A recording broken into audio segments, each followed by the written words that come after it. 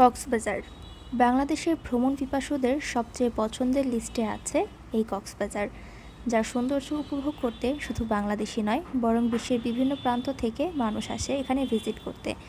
সব কিছু নিয়ে থাকছে আমার আজকের ভিডিও। পুরো ভিডিওটি দেখার অনুরোধ করি।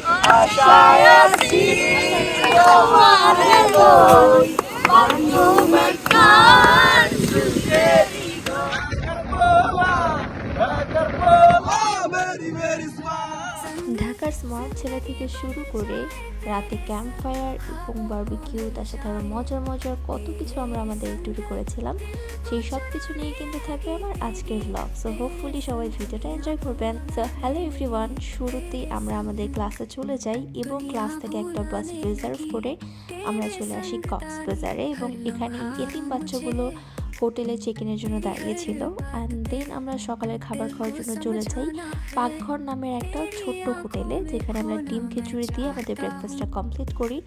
আর আমি ব্রেকফাস্ট করব, চা খাবো না, এটা তো হতেই পারে না। তারপরে বিচে যাওয়ার জন্য আমরা হ্যাট করছিলাম।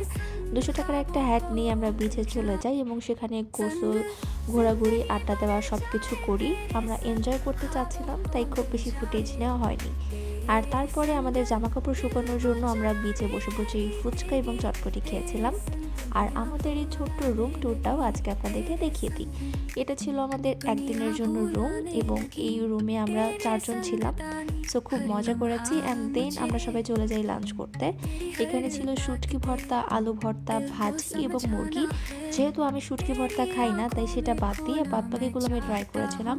খাবার এত ঝাল ছিল, একদমই ভালো লাগেনি। আমরা অলমোস্ট 40 জনের মতো ছিলাম, তাই সব জায়গায় এতগুলো খাবার অ্যাট এ টাইম অ্যাভেলেবেল পাওয়াটাও একটু টাফ ছিল। সেজন্যই আমাদের এই হোটেলটা চুজ করা।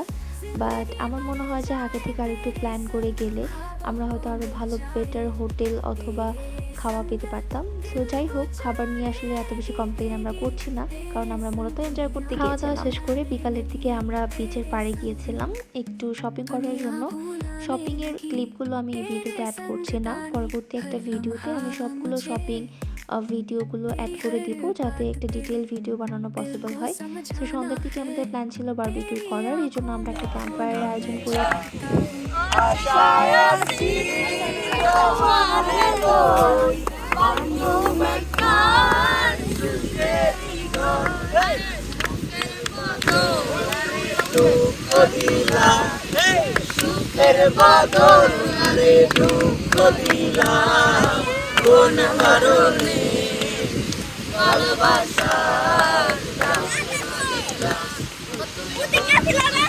সকাল এবং দুপুরের খাওয়া রেস্টুরেন্টটা আমাদের কাছে ভালো লাগেনি, তাই আমরা হোটেলের পাশে আরেকটা রেস্টুরেন্ট থেকে গ্রিল নান খেয়েছিলাম। আর ঠিক 12টায় আমার একটা ফ্রেন্ডের জন্মদিন ছিল, ওকে আমরা সারপ্রাইজ করে ঘুমিয়ে গিয়েছিলাম। পরের দিন সকালবেলা হোটেলের পক্ষ থেকে আসলে আমাদের জন্য কমপ্লিমেন্টারি ব্রেকফাস্ট ছিল, যেটা ভালোই ছিল। আর তারপরে আমরা পরের দিন চলে যাই হিমছড়ি এবং ইনানি বিচটা ঘোরার জন্য। যদিও এই দিনটা আমরা আরও অনেক ভালোভাবে ইউটিলাইজ করতে পারতাম, বাট যেহেতু একটা গ্রুপ করে গিয়েছিলাম, সেখানে আসলে প্রত্যেকের সাথে থাকতে থাকতে একটু টাইম ওয়েস্ট হয়ে যাবে, এটাই স্বাভাবিক।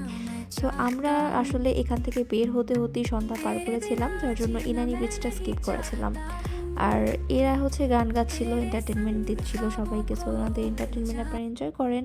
আর আজকে ভিডিও এই পর্যন্ত ছিল। ভিডিওটা কেমন লাগলো সেটা কমেন্ট করে জানাতে কিন্তু অবশ্যই ভুলবেন না।